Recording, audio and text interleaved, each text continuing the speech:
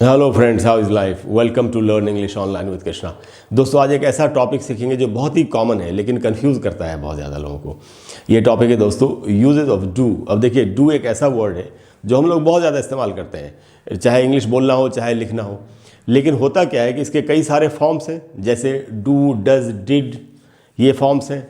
और ये कई बार मेन वर्ब की तरह यूज़ होता है, कई बार हेल्पिंग वर्ब की तरह यूज़ होता है, और कई बार इम्फैटिक सेंटेंसेज में, इम्फैटिक सेंटेंस ना, मैं जाता ही तो हूँ, मैं करता है, ऐसे वाले सेंटेंसेज में भी यूज़ होता है। तो कई बार लोग ठीक से समझ नहीं पाते कि इसको कैसे कैसे कहाँ पर यूज़ करना है। आज बहुत ही आसान तरीके से इसको समझने की कोशिश करते हैं, कुछ भी नहीं है इसमें, और ये बहुत लंबी वीडियो भी नहीं है, तो आप देख सकते हैं पूरे वीडियो को शुरू से लेकर एंड तक। देखिए, डू के प्रेजेंट फॉर्म में दो रूप होते हैं, डू एंड डज, और पास्ट टेंस में इसका होता है डिड, जो रूप होता है, जो फॉर्म होता है। अगर आपको फ्यूचर में यूज़ करना हो तो विल लगा देंगे डू के पहले, ठीक है। अब हम देखते हैं कि डू मेन वर्ब की तरह कैसे यूज़ होता है, हेल्पिंग वर्ब की तरह कैसे यूज़ होता है, और एम्फैटिक सेंटेंस में कैसे यूज़ होता है। तो जो पहला यूज़ है वो मेन वर्ब की तरह है। अच्छा, मेन वर्ब का मतलब क्या हुआ? जैसे कोई कहे कि आई प्ले फुटबॉल डेली, मैं रोज़ फुटबॉल खेलता हूँ। आई प्ले फुटबॉल डेली, इसमें प्ले मेन वर्ब हुआ ना, उसके अलावा और कोई वर्ब नहीं उस सेंटेंस में। तो वैसे डू को कैसे यूज़ करेंगे, और सारे फॉर्म्स में डू, डज, डिड कैसे यूज़ होगा। देखिए, पहला जो सेंटेंस है तो है यहाँ पर है do as main verb in affirmative sentences. Affirmative sentence का मतलब क्या हुआ? जो हाँ वाला सेंटेंस होता है। जैसे अगर कोई कहे आज मौसम अच्छा है, तो इसमें हाँ का भाव है, तो ये एक अफर्मेटिव सेंटेंस है। और अगर कोई कहे आज मौसम अच्छा नहीं है, तो नहीं लग गया, नॉट लग गया, तो वो नेगेटिव सेंटेंस हो गया। तो नेगेटिव नहीं, अफर्मेटिव सेंटेंस में डू, हाँ वाले सेंटेंस में डू मेन वर्ब की तरह कैसे यूज होता है। तो do as main verb in affirmative sentences, पहला एग्जाम्पल है कि कोई बता रहा है I do it every day, किसी काम के बारे में कि मैं इस काम को रोज़ करता हूँ। अब अगर आप ध्यान से देखेंगे तो इस सेंटेंस में डू के अलावा और कोई भी वर्ब नहीं है, यानी कि इसमें डू ही मेन वर्ब है। तो ये डू का प्रेजेंट में जो पहला फॉर्म है डू, वो मेन वर्ब की तरह यूज़ हुआ। दूसरा जो एग्जाम्पल है उसमें कोई बता रहा है किसी के लिए कि he does his work beautifully, कि वो अपना काम बड़ी खूबसूरती से करता है, बहुत अच्छे तरीके से करता है। इस सेंटेंस में भी अगर आप देखेंगे तो डज के अलावा और कोई भी दूसरा वर्ब नहीं है इसमें, तो डज ही इसमें मेन वर्ब है। और जो तीसरा सेंटेंस है वो पास्ट टेंस में किसी के लिए बताया गया कि शी डिड इट येस्टरडे, उसने इस काम को कल किया।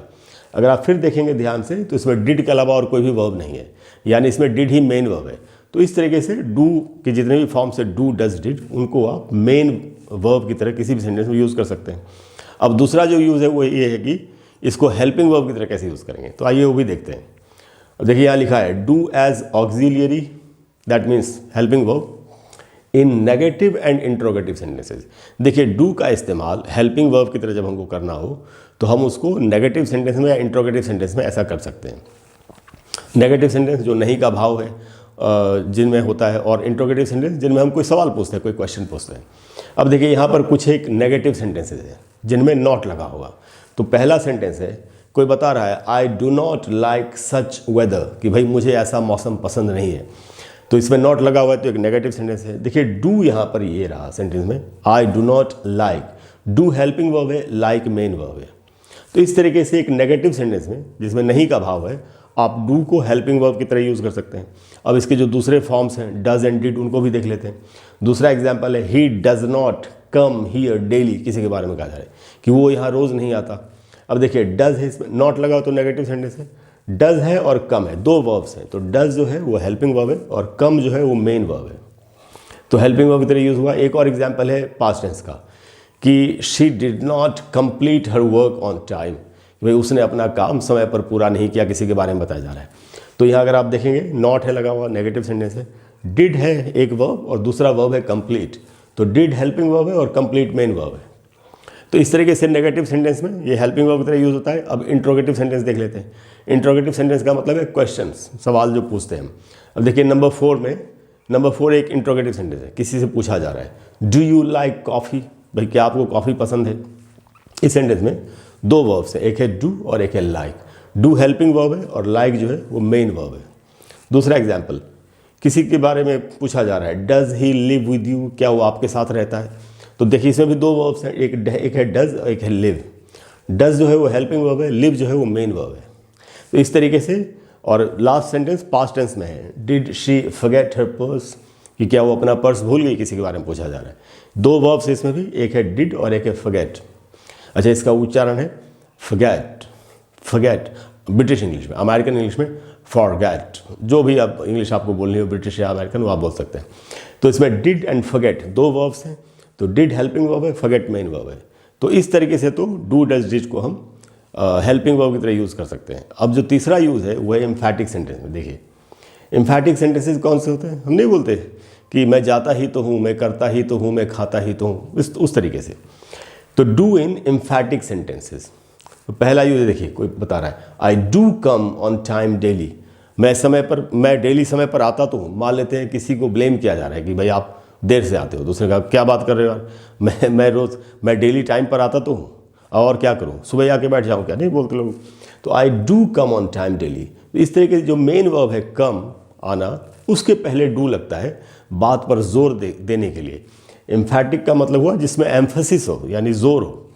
एम्फैटिक जोरदार, जिसमें एक प्रेशर बना के आदमी बोल रहा है।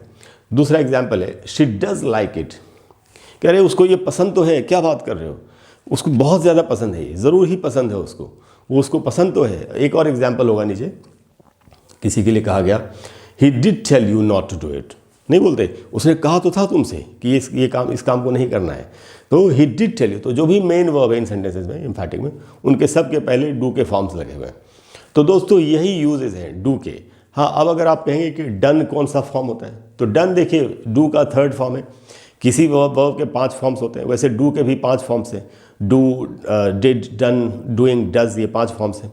तो डन जो है वर्ब की थर्ड फॉर्म है, और जनरली आपको वो जो परफेक्ट टेंसेज होते हैं, प्रेजेंट परफेक्ट, पास्ट परफेक्ट या फ्यूचर परफेक्ट, उनमें इस्तेमाल होता हुआ दिखाई पड़ेगा। जैसे ही हैज़ डन इट, उसने इस काम को कर लिया है। ही हैड डन इट, वो इस काम को कर चुका था।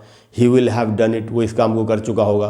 तो वो तो जो परफेक्ट टेंसेज है उनमें डन का इस्तेमाल होता है, या नहीं तो पैसिव वॉइस में भी इस्तेमाल होता है। This work has been done, ये काम कर लिया गया है। तो डन को तो उस तरीके से यूज़ करते हैं।